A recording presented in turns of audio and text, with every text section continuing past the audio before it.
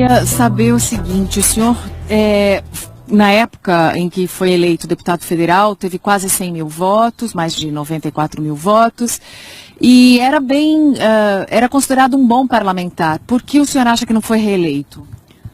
Fraude nas urnas eletrônicas. Sério? Sério. Fraudes, inclusive, isso dito logo depois, após o resultado ser proclamado, várias pessoas que dizem até que isso é conversa de parlamentar perdedor, né? Que fica dizendo que fulano votou, não votou, mas muitas pessoas confirmaram que votaram em mim e o voto não apareceu na urna. Eu não me dei por satisfeito com aquela situação, me dirigi na época ao doutor André, que era o Procurador-Geral da República, ao doutor Pedro Barbosa Pereira Neto, com meus mapas eleitorais, analisamos nós três no gabinete da Procuradoria Regional da República e nós três ficamos assustados com as coincidências de urnas com 0 voto, aonde tinham eleitores que tinham votado, tinha que ter pelo menos um voto, tinha 0 voto. E muitas urnas, né? Então, o trabalho não foi bem feito de fraude, porque a fraude foi estampada. Imediatamente o Procurador Regional da República, o doutor André, de uma forma competente, chegamos à conclusão que tinha que fazer uma representação de fraude. À época, ao presidente, que era o Dias Toffoli, ministro Dias Toffoli do Tribunal Superior Eleitoral, e essa representação ficou tramitando.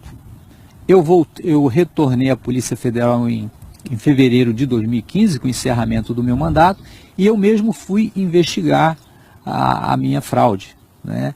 E consegui identificar um dos fraudadores, denunciei isso ao Ministério Público Regional Eleitoral. Ele admite a fraude? Ele admite a fraude foi feita pela empresa na época em ambiente da Diebold, que é a empresa que fabrica as urnas eletrônicas, que é responsável pelo software das urnas eletrônicas. Ele é um dos técnicos engenheiros operacionais, é um técnico de Osasco, inclusive, e ele falou em detalhes como fraudou a minha eleição e como fraudou outras eleições.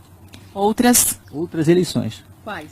Eleições, ele colaborou a fraudar de governador, da própria última eleição da presidente Dilma, contra o senador Aécio Neves. O senhor está dizendo que um técnico que trabalha com as urnas eletrônicas disse que houve fraude favorecendo a ex-presidente Dilma? A ex-presidente Dilma Rousseff, ele fraudou, ele prova tecnicamente como foi feita a fraude, ele materializa como foi feita a fraude. Por que isso não se transformou num grande escândalo e anulação das eleições? Mariana, eu até tentei articular com o Ministério Público Eleitoral, dentro da minha diretoria de combate ao crime organizado, com um colega que era chefe da divisão que investiga crimes eleitorais, em Brasília, a fazer uma operação de inteligência nas eleições municipais que iam acontecer, né, no próximo ano seguinte, de 2016.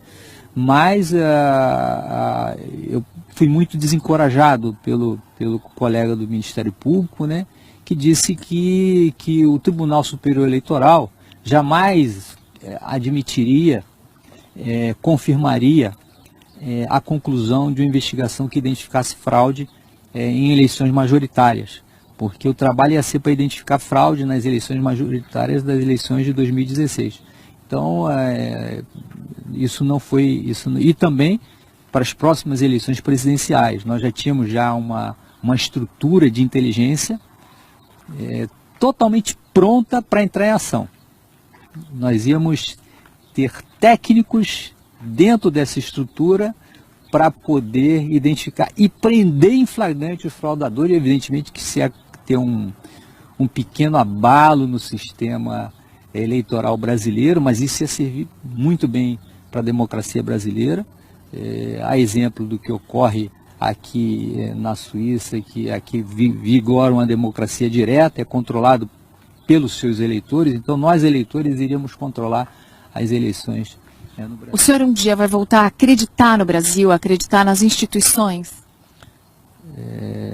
Eu volto a acreditar nas instituições.